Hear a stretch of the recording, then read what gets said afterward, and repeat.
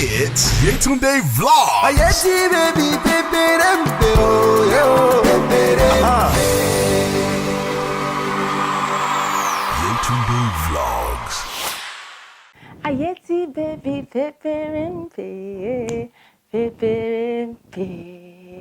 èmi ló ń bá wí yẹn o, èmi ló ń bá wí yẹn o, Ọlọ́run mi dákun wá gbè mí níjà o.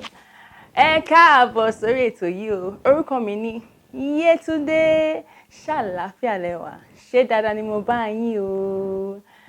Ọ̀rọ̀ ìní ni àjànàkú, wọ́n tún máa ń pè ní erin, àwọn òyìnbó máa ń pè ní elephant. Àjànàkú, àwọn Yorùbá máa ń fi pòwe, wọ́n máa ń sọ pé àjànàkú ó kọjá mo rí nǹkan fìrí. Ìyẹn túmọ̀ sí pé àjànàkú ò lè kọjá kéèyàn má rí, àjànàkú ò lè kọjá kéèyàn wá sọ pé wọn ò rí, torí àjànàkú ó tóbi gan, ó dẹ̀ tóbi lọ́pọ̀lọpọ̀, ó tóbi láńtíláńtí. Ọ̀rọ̀ yẹn ti tọ́ fún ìní nìyẹn o. Ṣé gbádùn ọ̀rọ̀ mi?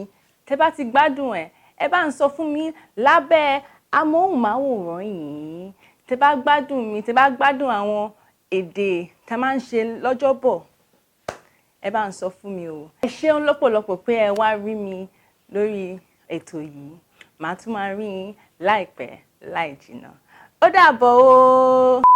Àjànàkú kò dẹ̀ lè kọjá kéèyàn má àjànàkú kò séyàn tó máa sọ wípé àjànàkú ò lè kọjá, kò dẹ̀ séyàn. Ìyẹn túmọ̀ sí ẹ ṣeun lọ́pọ̀lọpọ̀ pé ẹ wá màá tún máa rí yín. Bá mi máa dán, bá mi máa dán mọ́rán, bá mi máa dán gan, bá mi máa dán mọ́rán, bá mi máa dán, bá mi máa dán mọ́rán, bá mi ti ń dán, ó ti ń dán mọ́rán. Okay, that's it. Ayeti baby